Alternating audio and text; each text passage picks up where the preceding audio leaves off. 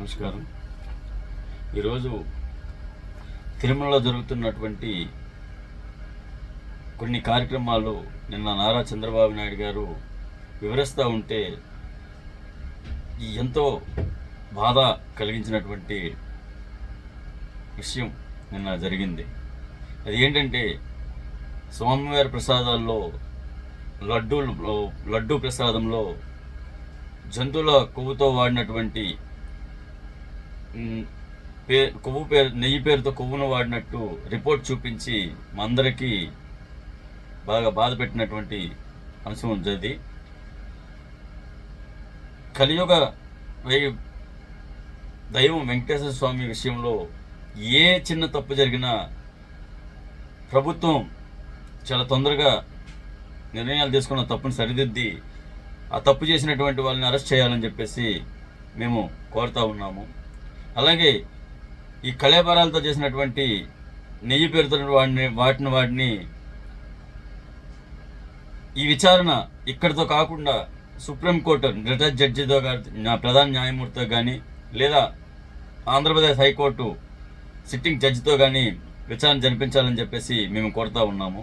రాష్ట్ర ప్రభుత్వానికి చేతులెత్తి వినయపూర్వకంగా మేము కోరుతూ ఉన్నాం.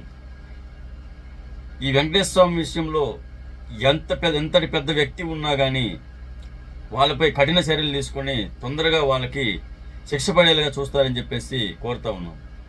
గతంలో కూడా ఇట్లానే అప్పటి ప్రభుత్వం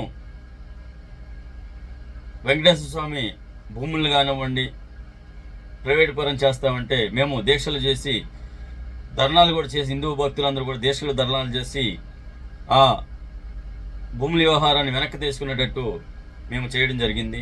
అలాగే ఈరోజు తిరుపతి వెళ్ళారంటే మాకేం తెచ్చారని అడగరు. లడ్డు ప్రసాదం తీసుకొచ్చారా, మాకు లడ్డు పంపించండి మాత్రమే కోరుతాం. ఎక్కువ కూడా ఈ లడ్డు ప్రసాద్ విషయంలో కూడా చాలా తొందరగా నిర్ణయం తీసుకొని ఎవరైతే ఇటువంటి అపచారాలకు పాల్పడ్డారో, ఇప్పుడు ఈ టీటీడీ చైర్మన్ అన్నారు వీళ్ళు కాదు, అసలు వంట చేస్తున్నటువంటి అక్కడ పవిత్రంగా ప్రసాదం చేసేటువంటి పూజారులను కూడా విచారించి ఏం జరిగింది ఎలా జరిగింది అని చెప్పేసి తొందరగా నిర్ణయం తీసుకొని వారిపై కఠిన చర్యలు తీసుకొని శిక్ష పడేలా చూడాలని చెప్పేసి మేము కోరుతూ ఉన్నాం. ఇంకొకసారి వెంకటేశ్వర స్వామి జోలికి ఎవరైనా వస్తే మసైపోయేలాగా కఠినమైన శిక్షలు పడతాయని చెప్పేసి ఉండేలాగా మీరు కఠినమైన శిక్షలు వేస్తే ఎవరు కూడా ఆ స్వామివారి జోలికి వెళ్ళలేక, కాబట్టి ప్రభుత్వానికి ఇదే మా విన్నపం.